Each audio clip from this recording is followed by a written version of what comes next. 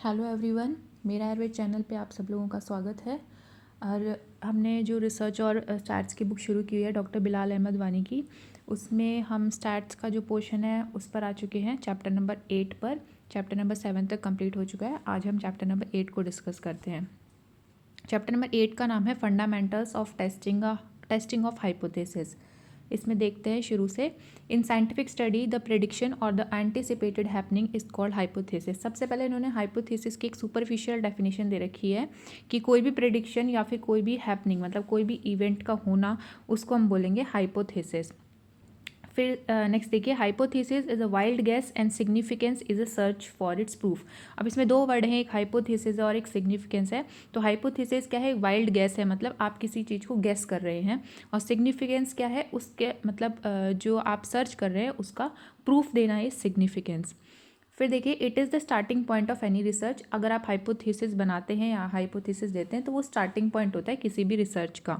It is usually formulated on the basis of literary research, material evidence and the arguments put forward to accept or reject the claim, often termed as test of significance। तो ये हम देख चुके थे जब हमने research पढ़ा था कि लिटरेरी रिसर्च और हमारा पूरा डाटा को कलेक्ट करना, ये सारी चीज़ें करने के बाद, पूरा पढ़ने के बाद फिर आप अपना हाइपोथेसिस एक फॉर्मुलेट करते हैं। फॉर्मुलेशन ऑफ हाइपोथेसिस होता है। फिर उसको एक्सेप्ट या रिजेक्ट करना, वो आता है हमारा टेस्ट ऑफ सिग्निफिकेंस में। ये जो टेस्ट ऑफ सिग्निफिकेंस है ये आगे हम पढ़ेंगे चैप्टर में। तो फिर इसको बस अभी इतना ही ध्यान रखिए कि आप जब लिटरेरी सर्च कर लेते हैं, मटेरियल एविडेंस या आर्ग्यूमेंट आप जो है सारे लेकर आ जाते हैं, उसके बाद अपना हाइपोथेसिस को फॉर्मुलेट करते हैं। इसमें नेक्स्ट देखिए, if hypothesis are formulated in some measurable term it is called statistical hypothesis. तो हमने हाइपोथेसिस भी दो टाइप के पढ़े थे, स्टैटिस्टिकल और एक रिसर्च हाइपोथेसिस, जब हमने हाइपोथेसिस के बारे में रिसर्च में पढ़ा था। तो हाइपोथेसिस अगर मेजरेबल टर्म में है, मतलब जिसको आप मेजर कर सकते हो, तो उसको हम बोलते हैं स्टैटिस्टिकल हाइपोथेसिस। अ स्टैटिस्टिकल हाइपोथेसिस में भी ट्रू और फॉल्स, मतलब आपका स्टैटिस्टिकल हाइपोथेसिस सही भी हो सकता है और गलत भी हो सकता है। फॉर एक्सेप्टेंस और rejection of such hypothesis need some scientific approach termed as testing of hypothesis. अब यही देखना कि आपका हाइपोथेसिस सही है कि गलत है, उसके लिए हम क्या करेंगे? हाइपोथेसिस की टेस्टिंग करेंगे। और जो स्टैटिस्टिकल टूल यूज़ होते हैं टेस्ट को, मतलब हाइपोथेसिस की टेस्टिंग के लिए, उनको बोलते हैं टेस्ट ऑफ सिग्निफिकेंस। अब देखते हैं testing of hypothesis. It is defined as the methodology that is use to see whether the difference between the sample estimate and the true value of the population और between two और more sample estimate themselves is due to sampling variation और otherwise. Testing of hypothesis में हम क्या देखते हैं कि जो आपने सैंपल लिया है, किसी पॉपुलेशन में से आपने कोई सैंपल लिया है और उस पॉपुलेशन के बीच में जो डिफरेंस आ रहा है वो देखने के लिए, या फिर आपने मान लीजिए दो या दो से ज़्यादा सैंपल ले रखे हैं, उन दोनों में क्या डिफरेंस आएगा या उन दोनों में क्या वेरिएशन आएंगी दोनों सैंपल्स के रिजल्ट में, तो उसको हम बोलते हैं सैम्पलिंग वेरिएशन भी है वो। और उसमें मतलब या तो उसका सैम्पल वेरिएशन की वजह से डिफरेंस आ रहा है या फिर किसी और वजह से भी डिफरेंस आ सकता है, तो उसी को बोलते हैं टेस्टिंग ऑफ हाइपोथेसिस। अब यहाँ पे देखिए लास्ट में स्टेप्स क्या क्या हैं टेस्टिंग ऑफ हाइपोथेसिस में, या फिर क्या क्या स्टेजेस आती हैं। तो सबसे पहला है to setup a null hypothesis, second है सेटअप एन अल्टरनेट हाइपोथेसिस, फिर थर्ड है calculate the appropriate test static with the relevant formula, fix up the probability level, calculate the degree of freedom, compare the calculated value of the test static with the table value and interpret. तो ये जो steps हैं ये आप देख लीजिए, एक बार याद रखने हैं, और इन स्टेप्स के बारे में हम आगे चैप्टर में पढ़ेंगे। अभी ये चैप्टर बहुत इंपॉर्टेंट है, एग्जाम पॉइंट ऑफ व्यू से बहुत इंपॉर्टेंट है और थोड़ा सा कंफ्यूजिंग है, मतलब आप क्वेश्चन देखते हैं तो थोड़ा कंफ्यूज हो जाते हैं कि किस चीज़ के बारे में पूछा हुआ है। तो इस चैप्टर को बहुत ही अच्छे से पढ़ना है, इस चैप्टर को रट लेना है बिल्कुल। अब आ जाए पेज नंबर 344। यहाँ से शुरू होता है आपका जो आपका याद करने वाली चीज़ें हैं, सारी आपको पूरी अच्छे से याद होनी चाहिए एग्जाम के लिए। सबसे पहले आता है null hypothesis. It states that there is no difference between the true value and the sample value. मतलब नल हाइपोथेसिस का मतलब ये है कि आपकी ट्रू वैल्यू और जो आपकी सैम्पल वैल्यू आई है उसमें आपका कोई डिफरेंस नहीं है। It is also the hypothesis of no difference between statistic of a sample and parameter of a population और between statistic of two sample. अब हमने पीछे पढ़ा था कि टेस्टिंग ऑफ हाइपोथेसिस किस लिए करते हैं अपन, या तो सैम्पल और पॉपुलेशन या फिर दो या दो से ज़्यादा सैम्पल के बीच में डिफरेंस कैलकुलेट करने के लिए टेस्टिंग ऑफ हाइपोथेसिस होती है। तो नल हाइपोथेसिस क्या बताता है कि आपका जो आपका सैम्पल और पॉपुलेशन के बीच में कोई डिफरेंस नहीं है, या फिर दो या दो से ज़्यादा सैम्पल के बीच में कोई डिफरेंस नहीं है। आसान भाषा में देखिए नीचे लिखा हुआ है, null hypothesis states that there is no difference before and after the treatment. मतलब आपका ट्रीटमेंट आपने किसी को दिया अपनी रिसर्च में, तो उससे पहले और उसके बाद में आपका कोई भी डिफरेंस आपको नहीं दिखा। एग्जाम्पल देखिए इसमें, guduchi is not effective in ज्वर। तो ये जो 2 लाइनें हैं नल हाइपोथेसिस के बारे में, ये बहुत ही इजी लाइन्स हैं। इससे आपको नल हाइपोथेसिस समझ में आ गया होगा कि बिफोर और आफ्टर ट्रीटमेंट में कोई डिफरेंस ना दिखाना नल हाइपोथेसिस है। और इसके एग्जांपल जैसे guduchi is not effective in ज्वर। इसके बाद आता है आपका अल्टरनेट हाइपोथेसिस। अब एच नॉट जो होता है वो होता है नल हाइपोथेसिस, याद रखिए एच नॉट से हम डिनोट करेंगे नल हाइपोथेसिस, मतलब एच के नीचे छोटा सा जीरो। फिर आता है हमारा अल्टरनेट हाइपोथेसिस, जिसको H1 या HA से अपन डिनोट करते हैं। इसमें देखिए, it states that there is significant difference between true value and sample value. अब नल हाइपोथेसिस में क्या था कि no difference between true value and sample value. Alternate hypothesis का मतलब ये है कि आपका जो है ट्रू वैल्यू और सैम्पल वैल्यू के बीच में सिग्निफिकेंट डिफरेंस आपको देखने को मिलेगा। It also states that there is a significant difference before and after treatment. तो बिफोर और आफ्टर ट्रीटमेंट भी आपको बहुत ही अच्छा यानी सिग्निफिकेंट डिफरेंस आपको देखने के लिए मिलेगा। ये अल्टरनेट हाइपोथेसिस कहता है ऐसा। The hypothesis that is being accepted by the researcher in the event of rejection of null hypothesis is called alternate hypothesis. कोई भी रिसर्चर जब आपके जो हाइपोथेसिस को एक्सेप्ट करता है और साथ में जो है नल हाइपोथेसिस रिजेक्ट हो जाता है, तो जो जिसको एक्सेप्ट कर रहा है उसी को हम बोलते हैं alternate hypothesis. Usually denoted by H1 और HA। Often alternate hypothesis will be the real hypothesis of interest. तो जो आपका हाइपोथेसिस अल्टरनेट हाइपोथेसिस होता है वो मोस्ट ऑफ द टाइम आपका रियल हाइपोथेसिस होता है जिसमें आप इंटरेस्टेड हैं। इसमें देखिए example, guduchi is effective in ज्वर। तो आप देखिए गुडुची जो है इफेक्टिव है ज्वर में, ये हमें सब लोगों को पता है। तो ये क्या हमारा रियल हाइपोथेसिस है, ये रियल हाइपोथेसिस ऑफ इंटरेस्ट है। तो guduchi is not effective in ज्वर हमारा क्या था, नल हाइपोथेसिस। आपने नल हाइपोथेसिस को रिजेक्ट कर दिया, फिर आपने गुडुची इज़ इफेक्टिव इन ज्वर ये वाला हाइपोथेसिस को एक्सेप्ट करा। तो जिसको आपने एक्सेप्ट करा है नल को रिजेक्ट करके, उसी को हम बोलते हैं अल्टरनेट हाइपोथेसिस। अब थर्ड पॉइंट पर आ जाइए, calculate the appropriate test static with the relevant formula. इसमें देखिए, the type of statistical test depend upon the original probability distribution of the population from which the sample is drawn.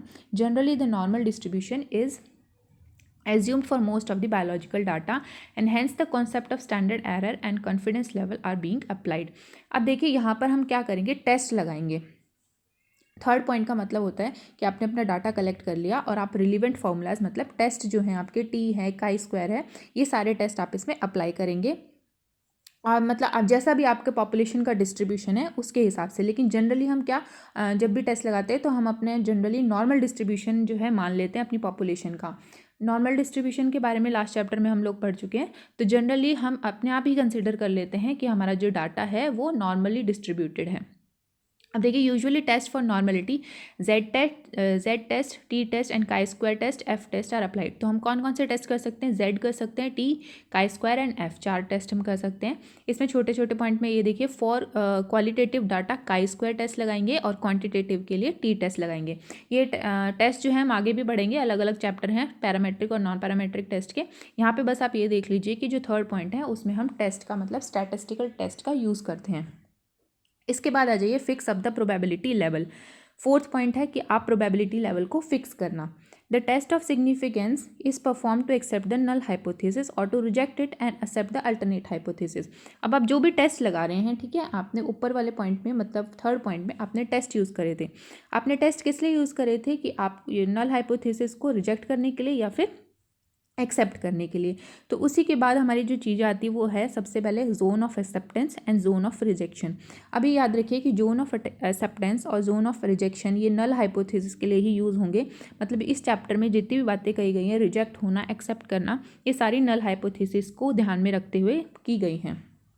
तो confuse नहीं होना है, null hypothesis के बारे में ही बात हो रही है हर जगह। अब देखिए, जैसे zone of acceptance, if the result of the sample false in the plain area that is with in the mean plus minus 1.96 standard error, the null hypothesis is accepted. Hence this area is called zone of acceptance for null hypothesis। अब देखिए, null hypothesis का zone of acceptance हमें निकालना है। तो वो क्या होगा हमारा कि मीन प्लस माइनस 1.96 से, मतलब माइनस 1.96 से प्लस 1.96, ये लास्ट चैप्टर में भी हमने पढ़ा था। इसको हम 2 ले लेते हैं। तो प्लस मतलब -2 से +2 स्टैंडर्ड एरर तक जो आपका एरिया आएगा वो आ जाएगा हमारा जोन ऑफ एक्सेप्टेंस, मतलब वहाँ पर आपका जो है नल हाइपोथेसिस है एक्सेप्ट होगा। ठीक है, अब इसके आगे देखते हैं zone of rejection. Zone of rejection है, जोन ऑफ रिजेक्शन में एक्सेप्टेंस में एक और चीज़ है, एक और line, zone of acceptance contain 95% और 99% सैम्पल एस्टिमेट। तो इसमें दो चीज़ आ जाती है हमारी, 95% और 99%, इन दोनों में ही हमारा जो है एक्सेप्ट हो जाएगा नल हाइपोथेसिस, मतलब ±1.96 SE मतलब standard error and +-2.58 standard error भी है, मतलब 2 और 3 स्टैंडर्ड एरर है। लास्ट चैप्टर जिसने नहीं पढ़ा है उसको ये समझ में नहीं आएगा, तो लास्ट चैप्टर एक बार देख लीजिए इस वीडियो को देखने से पहले। तो जो आपका मीन है 2 और जो मीन है 3, हमने वहाँ पे पढ़ा था कि अराउंड फिगर में ले लेते हैं इसको, तो मीन 2 और मीन 3 मतलब +-2 और +-3, इन दोनों के बीच में जब आपके एरिया आते हैं तो 95% और 99% हमारा वो होता है कॉन्फिडेंस इंटरवल जिसको बोला था हमने पिछली बार। तो 95% और 99% जब आपका आता है तो उसको हम बोलते हैं जोन ऑफ एक्सेप्टेंस, मतलब इतने जोन में आपका जो है नल हाइपोथेसिस एक्सेप्ट होगा। आपको सिर्फ इतना याद रखना है कि नल हाइपोथेसिस के लिए बात हो रही है और जोन ऑफ एक्सेप्टेंस भी नल हाइपोथेसिस का हो रहा है। फिर देखिए zone of rejection, if the result of sample false in the shaded area that is beyond the mean it is significantly different from the universal value. अब 1.96 SE से बाहर निकलकर अगर आपकी कोई वैल्यू आ रही है तो वो हो जाएगी हमारी zone of rejection. Hence the H0 of no difference is rejected and H1 is accepted, मतलब आपका नल हाइपोथेसिस यहाँ पे रिजेक्ट हो जाएगा। और हमने पीछे पढ़ा था जब भी नल हाइपोथेसिस आपका रिजेक्ट होगा तो अल्टरनेट हाइपोथेसिस आपका अपने आप एक्सेप्ट हो जाएगा। This shaded area is therefore called zone of rejection for null hypothesis. इसलिए 1.96 स्टैंडर्ड एरर के ऊपर अगर आप चले जाएंगे तो वहाँ पर आ जाएगा आपका zone of rejection for null hypothesis, मतलब उस एरिया में आपका नल हाइपोथेसिस रिजेक्ट हो जाएगा। It may be distributed at both ends and lie at the one end of the area under the normal curve. ये दोनों तरफ में भी हो सकता है, मतलब दोनों तरफ जोन ऑफ रिजेक्शन हो सकते हैं, या फिर सिर्फ एक तरफ भी जोन ऑफ रिजेक्शन हो सकता है। इधर देखिए पेज 346 पे, अब यहाँ पे जो शेडेड एरिया है वो रिजेक्शन एरिया है और बीच में जो आपका बेल शेप वाला आ रहा है वो एक्सेप्टेंस एरिया है नल हाइपोथेसिस के लिए। इसमें लाइन पढ़िए, as the routine we follow the zones of acceptance and rejection to interpret the significance of the result और estimated difference from the universe parameters at 5% level of significance. आप level of significance हम यहाँ पे क्या लेंगे, 5% level of significance लेके चलते हैं अगर आपको किसी भी हाइपोथेसिस को एक्सेप्ट या रिजेक्ट करना है। अब देखिए बहुत ही इंपॉर्टेंट चीज़ जो आ रही है टाइप 1 एंड टाइप 2 एरर। तो type 1 and type 2 error exams में बहुत आते हैं और एक कन्फ्यूजन भी क्रिएट करते हैं एग्जाम टाइम में, इसलिए एक बार देखते हैं इनको। टाइप 1 एरर को हम बोलते हैं alpha error, the error that may be possible due to rejection of null hypothesis even if it is true. अब यहाँ पे देखिए मैंने कहा था कि नल हाइपोथेसिस के बारे में ही बात होगी जहाँ पर भी होगी। तो टाइप 1 एरर में भी ये होता है कि नल हाइपोथेसिस को रिजेक्ट कर देंगे, भले ही वो ट्रू हो, भले ही वो सच हो, भले ही वो सही हो, लेकिन फिर भी उसको रिजेक्ट कर देना नल हाइपोथेसिस को इस टाइप 1 एरर। तो टाइप 1 में आप याद रखिए कि टाइप 1 में H0 जो है रिजेक्ट होगा, पर वो क्या होगा, सही होगा। सही होते हुए भी अगर नकारा जा रहा है H0 हमारा, तो that is type 1 error. Next line देखिए इसमें, if the null hypothesis of no difference is rejected even when the estimate falls in the zone of acceptance at 5% level. It means, अब देखिए आपका जो है नल हाइपोथेसिस की जो value है वो जोन ऑफ एक्सेप्टेंस में लाई कर रही है। अगर आप 5% लेवल लेके चल रहे हैं, मतलब आपका सिग्निफिकेंस लेवल अगर आप 5% लेके चल रहे हैं और आपका जो नल हाइपोथेसिस की जो वैल्यू आ रही है वो जोन ऑफ एक्सेप्टेंस में लाई कर रही है, लेकिन अब क्या है, टाइप 1 एरर कब क्रिएट होगा। अब टाइप 1 एरर मतलब आपको रिजेक्ट, जो आपका हाइपोथेसिस है नल हाइपोथेसिस उसको रिजेक्ट करना है या फिर वो रिजेक्ट हो जाएगा। तो इसका मतलब है कि आपने लेवल ऑफ सिग्निफिकेंस चेंज कर दिया। अब लेवल ऑफ सिग्निफिकेंस आपने 6, 8 या 10% ले लिया, तो आपका जोन ऑफ एक्सेप्टेंस क्या होगा, कम हो जाएगा और जोन ऑफ जो रिजेक्शन है वो बढ़ जाएगा, मतलब शेडेड एरिया आपका बढ़ जाएगा। तो आपकी वैल्यू जो है शेडेड एरिया में चली जाएगी H0 की, इसलिए वो हो जाएगा रिजेक्ट। तो यहाँ पर आपको ये याद रखना है कि जोन ऑफ एक्सेप्टेंस 5% ही लेते हैं हम मतलब जोन ऑफ एक्सेप्टेंस नहीं, सॉरी, जो सिग्निफिकेंस है अपन 5% ही लेते हैं। 5% जब लेते हैं तो जोन ऑफ एक्सेप्टेंस और रिजेक्शन वाला जो ऊपर वाला जो हमारे जो कर्व बन रहे हैं उस तरीके से आता है। लेकिन अगर हमने अपना लेवल ऑफ सिग्निफिकेंस 6, 8 या 10 कर दिया, मतलब 5 से ऊपर कर दिया, तो हमारा नल हाइपोथेसिस रिजेक्ट हो जाता है, जबकि वो सही है तब भी वो रिजेक्ट होगा। तो इतना याद रखना है कि टाइप 1 एरर में आपने जो है सिग्निफिकेंस लेवल को बढ़ाया है 5 से ज़्यादा, और यहाँ पर H0 जो है रिजेक्ट हो रहा है, लेकिन वो फिर भी ट्रू है। अब देखिए इसमें नीचे, for example if we generate a null hypothesis that there is no association between the weight of drivers and chances of accident, which is really true, but the statistical test happen to be significant and hence the researcher is compelled to reject the null hypothesis। अब देखिए यहाँ पर example दे रखा है weight of driver and chance of accident.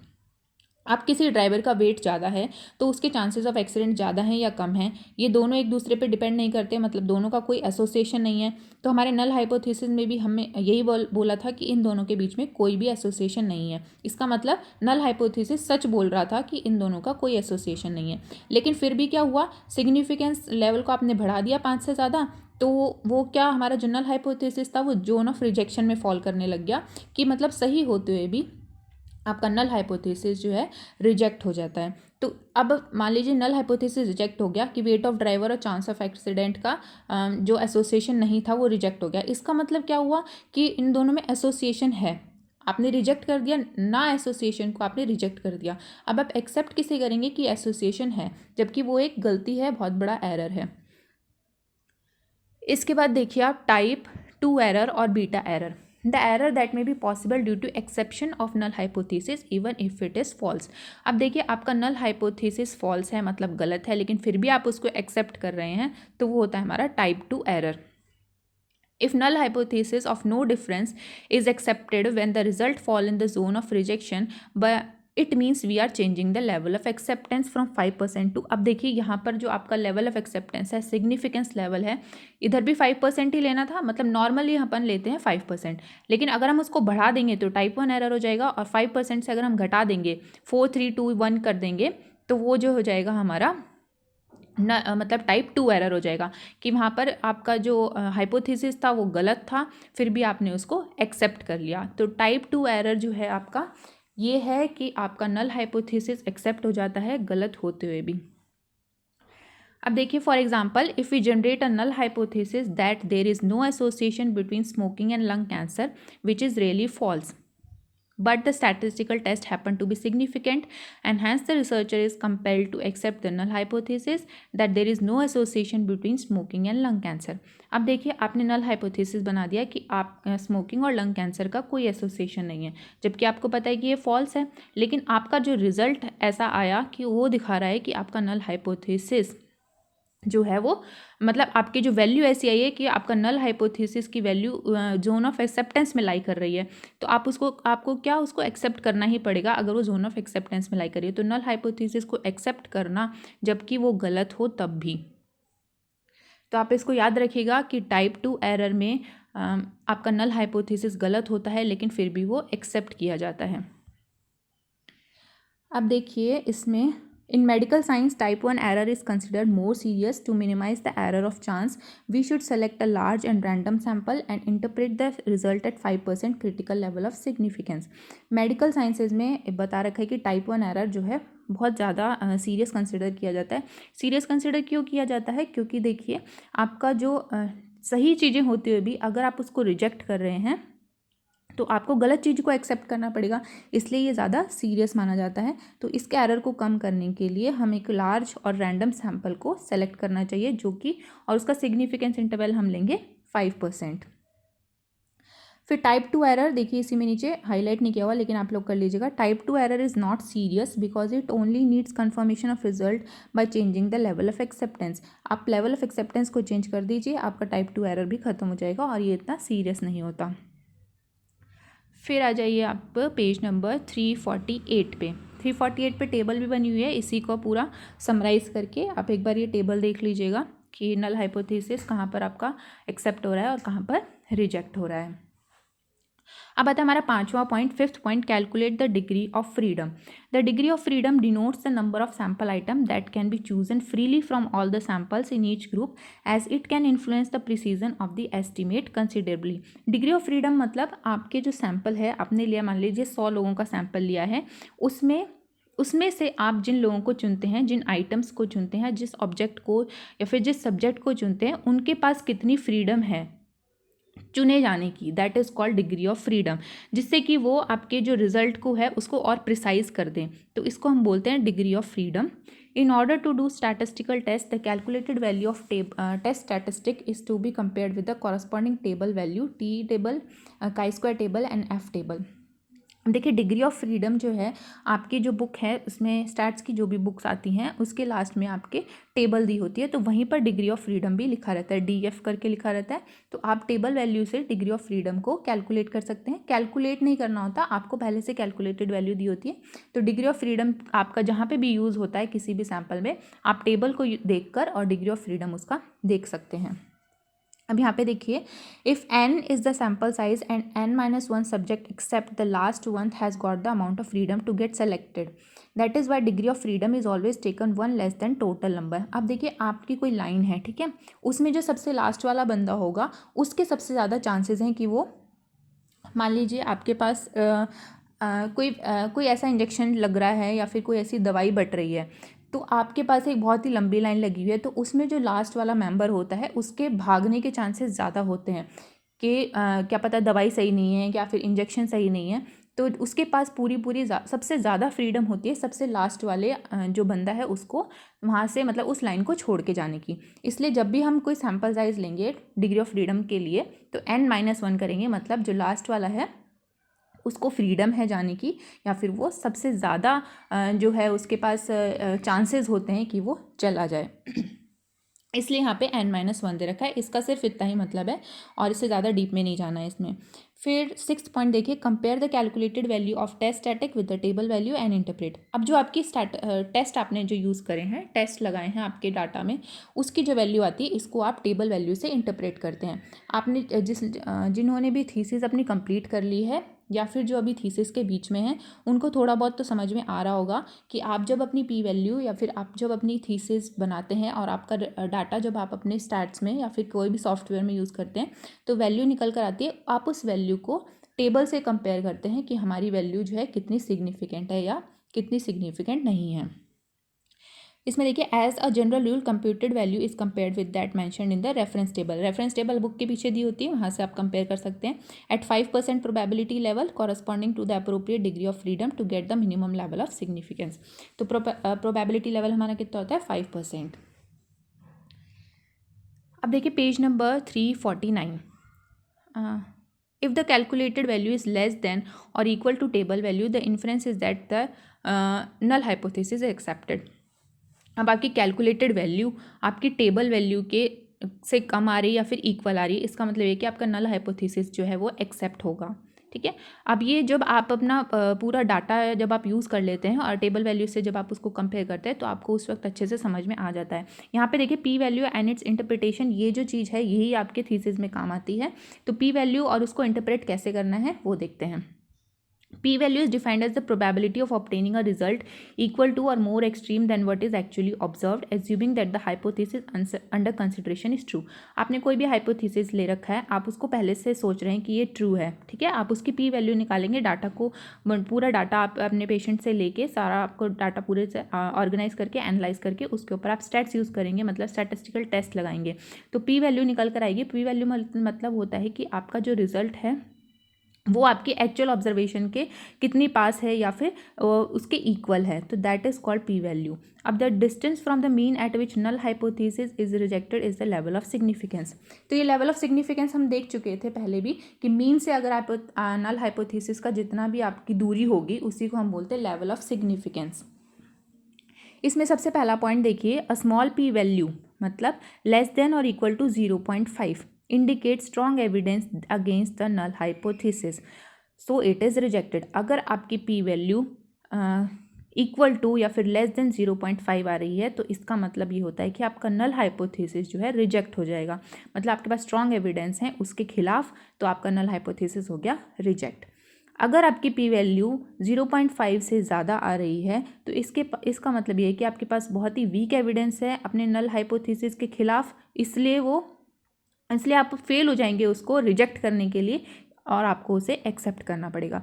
तो ये जो चीज़ है ये माइंड में रखिए आप सिर्फ, कि पी वैल्यू अगर लेस देन और इक्वल टू 0.5 है, तो यहाँ पे मैंने बॉक्स बनाया हुआ है, उस पर आप भी बॉक्स बना लीजिए और उसको देख लीजिए एक बार।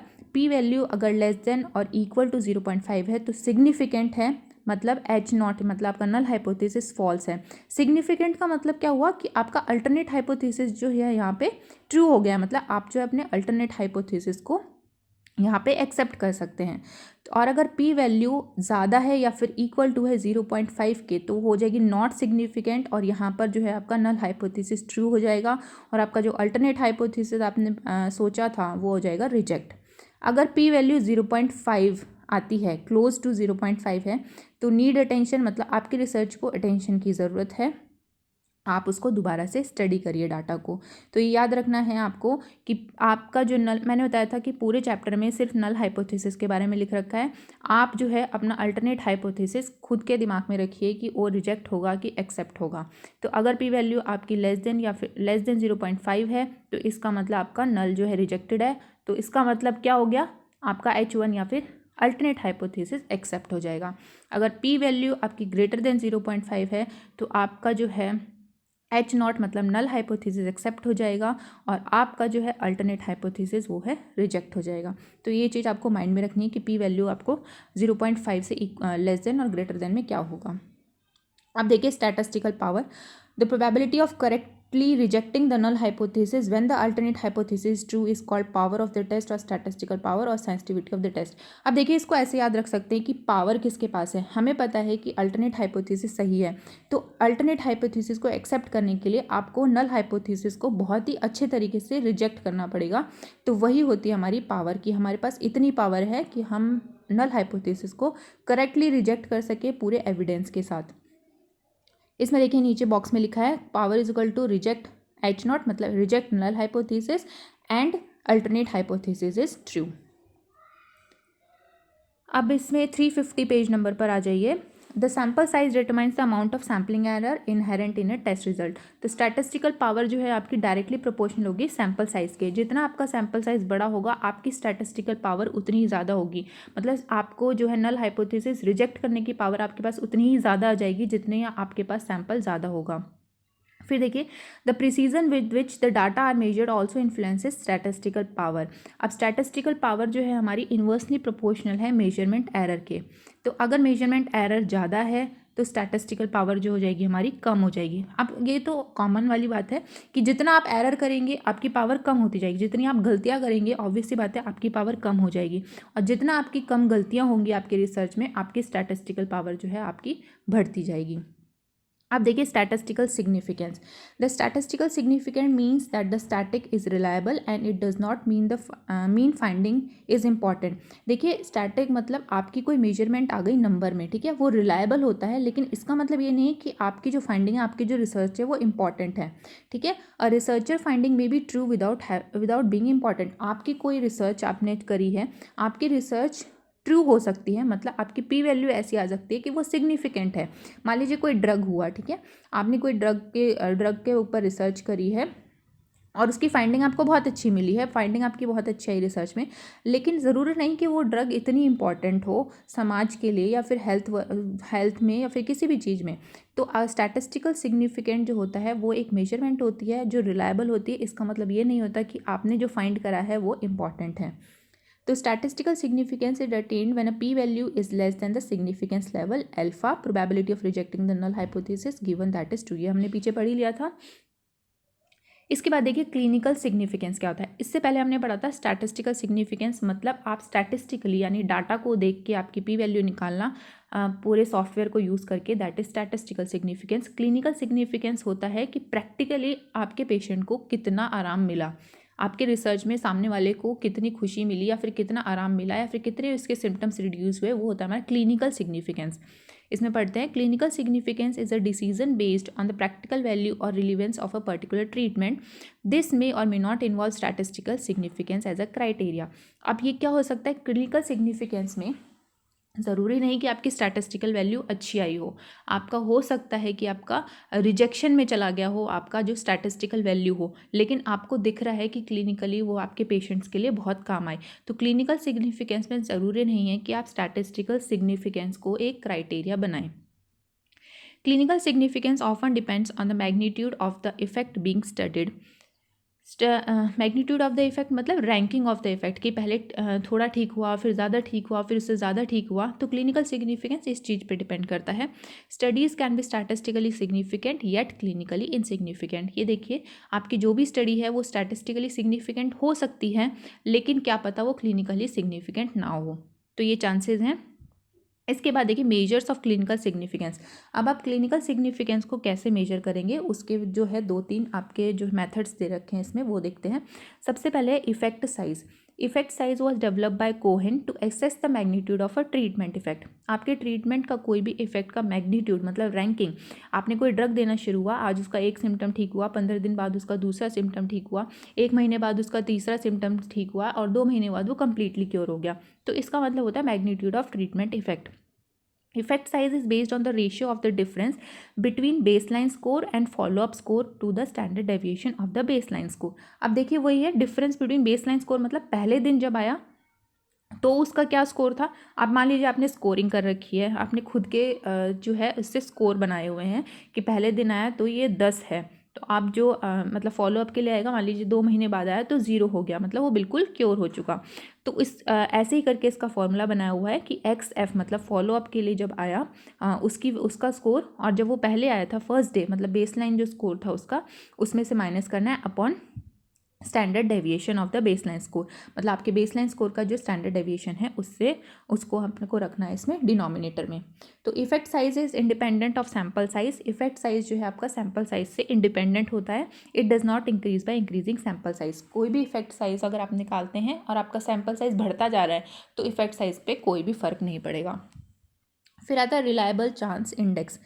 इसमें देखिए the past treatment score is subtracted from the pre treatment score and divided by the standard error of the difference. इसमें क्या होगा, पास्ट ट्रीटमेंट का आपने कोई स्कोर बना रखा है, उसको प्री ट्रीटमेंट स्कोर से आप मतलब माइनस कर देंगे, और नीचे क्या होगा आपका जो S pre standard deviation of sample at pre treatment जो है आपका इसमें डिनोमिनेटर होगा। ये आप एक बार फॉर्मूला देख लीजिएगा RCI का, रिलायबल चांस इंडेक्स का। बस इसमें आपको याद रखना है कि पास्ट ट्रीटमेंट स्कोर में से प्री ट्रीटमेंट स्कोर को माइनस करना है।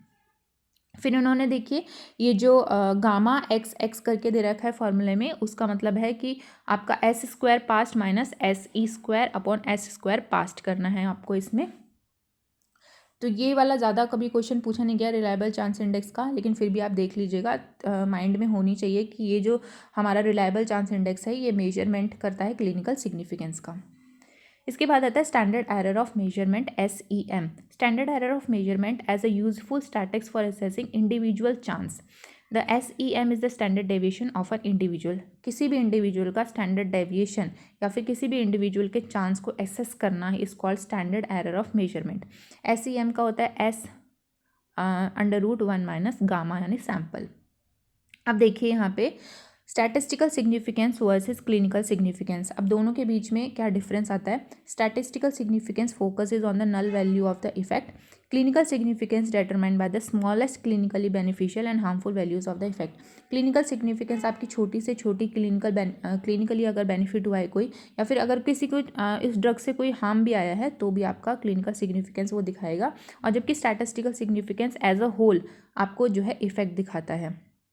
फिर आता है clinical trial have relied almost exclusively on the statistical significance changes in score from outcome measures in interpreting the effectiveness of treatment intervention, but it is important to determine the clinical rather than statistical significance of these change scores. अब जितने भी हमने trials देखे हैं उन सब में हम जो है स्टैटिस्टिकल सिग्निफिकेंस के बेसिस पे अपने ट्रायल को इफेक्टिव मानते हैं या फिर नॉट इफेक्टिव मानते हैं, लेकिन हमें साथ साथ क्लिनिकल सिग्निफिकेंस को भी स्टैटिस्टिकल सिग्निफिकेंस के साथ कंसिडर करना चाहिए। इस वजह से इतना लिखा है। थर्ड पॉइंट है p value sometimes tells that there was effect of drug but not whether the drug was clinically worthwhile. अब कई बार क्या होता है कि पी वैल्यू मतलब स्टैटिस्टिकल वैल्यू जो आपकी आई है वो ये दिखा देता है कि आपके ड्रग का इफेक्ट हुआ है, लेकिन क्या सही में उसका इफेक्ट हुआ है या फिर क्लिनिकली वो इतनी वर्थवाइल है कि उस ड्रग को आप जो है प्रोडक्शन उसकी बढ़ा सकें या फिर जो उसको है बहुत ज़्यादा यूज़ कर सकें। तो ये वाले पॉइंट भी इसमें याद रखना है। फिर आ जाइए पेज नंबर 353 पे, importance of test of significance. The natural variation और chance variation from sample to sample और between sample and the universe could be due to some external factor. The test of significance are statistical test which measure the probability of chance of occurrence of such difference in the nature. अब देखिए आपने अगर कोई sample ले रखा है, दो sample ले रखे हैं, तो दोनों सैम्पल में डिफरेंस, या फिर आपने दो अलग अलग एरिया के सैम्पल ले रखे हैं तो उनमें भी अगर कोई डिफरेंस आता है तो वो हो सकता है हमारे कि बाहर के कोई एक्सटर्नल फैक्टर है उसकी वजह से हमारे डिफरेंसेस आ रहे हों। तो टेस्ट ऑफ सिग्निफिकेंस कैसे क्या कैलकुलेट करते हैं कि कितने चांस हैं आपके डिफरेंस अकर होने के दो सैम्पल के बीच में। इसके बाद थर्ड पॉइंट देखिए, if the population mean is known then through application of test of significance we can also know whether a particular sample is drawn from a particular universe और नॉट। अब मान लीजिए आप दिल्ली में एक आपने सैम्पल लिया, अब आप जो है देखना चाहते हैं कि ये जो सैम्पल है ये दिल्ली में से लिया गया है कि नहीं। तो आपके सैम्पल का अगर मीन आपके पास है तो आप जो है टेस्ट अप्लाई करके आप ये पता लगा सकते हैं कि आपका जो सैम्पल है वो दिल्ली एरिया से बिलोंग करता है कि नहीं करता। तो ये हो गया हमारा chapter number 8 complete, fundamentals of testing of hypothesis. बहुत ही इंपॉर्टेंट चैप्टर है, थोड़ा सा कंफ्यूजिंग है, लेकिन आपको बस इतना ध्यान रखना है कि इस पूरे चैप्टर में नल हाइपोथेसिस के ऊपर ही सारी चीज़ें बताई गई हैं। तो नल हाइपोथेसिस को याद रखिए, अल्टरनेट अपने आप याद हो जाता है उसके साथ में। तो इस चैप्टर को अच्छे से पढ़िएगा एक बार और। आज के लिए इतना ही, थैंक यू।